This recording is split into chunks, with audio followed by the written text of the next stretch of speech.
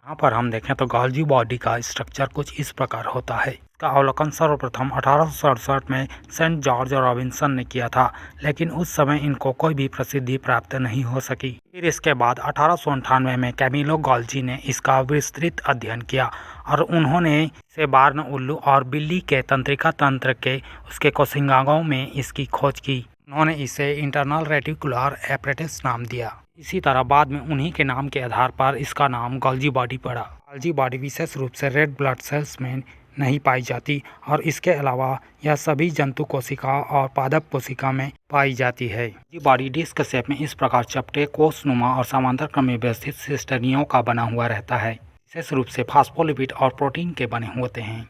पर सिस्टर्नी की इसकी मोटाई लगभग 60 से 70 एंगस्ट्रॉम के बीच होती है और वहीं इसके सिस्टर्नियों के कोष के बीच की दूरी 100 से 300 एंगस्ट्रॉम की होती है। इसी तरह गोल्जी बॉडी के ऊपरी सिरे पर देखें तो कुछ इस प्रकार के वेसिकल्स और वक्यूल पाए जाते हैं। पर वेसिकल्स दो टाइप के होते हैं, एक स्मूथ होता है और दूसरा रफ होता है। स्मूथ वेसिकल्स की मोटाई लगभग 400 से 800 एंगस्ट्रॉम के बीच होती है और इसमें स्रावी पदार्थ भरा रहता है, जिसके कारण इसे सेक्रेटरी वेसिकल्स कहा जाता है।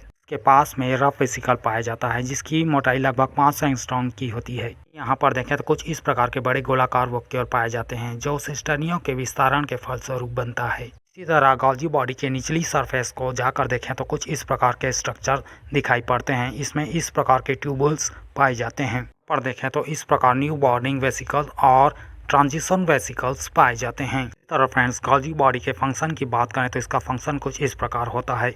गोल्जी बॉडी प्राइमरी वॉल और सेकेंडरी वॉल से स्रावित पदार्थों का परिवहन या ट्रांसपोर्ट करती है। इसके अलावा अन्य काम जैसे शुक्राणु जनन के समय इसके अग्रभाग एक्रोसोम का फॉर्मेशन करती है। पर और गोल्जी बॉडी के कुछ और कामों को जानकारी हासिल करें तो यहाँ पर गोल्जी बॉडी के सीधा विस्तारण से कुछ इस प्रकार लाइसोसोम का फॉर्मेशन भी होता है। इसी तरह गोल्जी बॉडी जाइमोजेन जैसे एंजाइम और म्यूकोस जैसे पदार्थों का श्रावण भी करती है। गोल्जी बॉडी एक और काम भी करती है।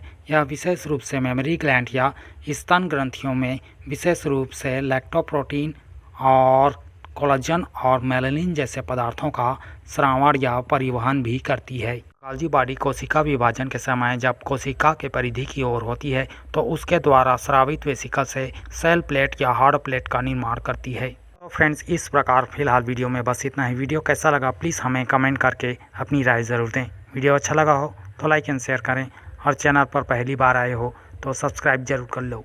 थैंक यू दोस्तों।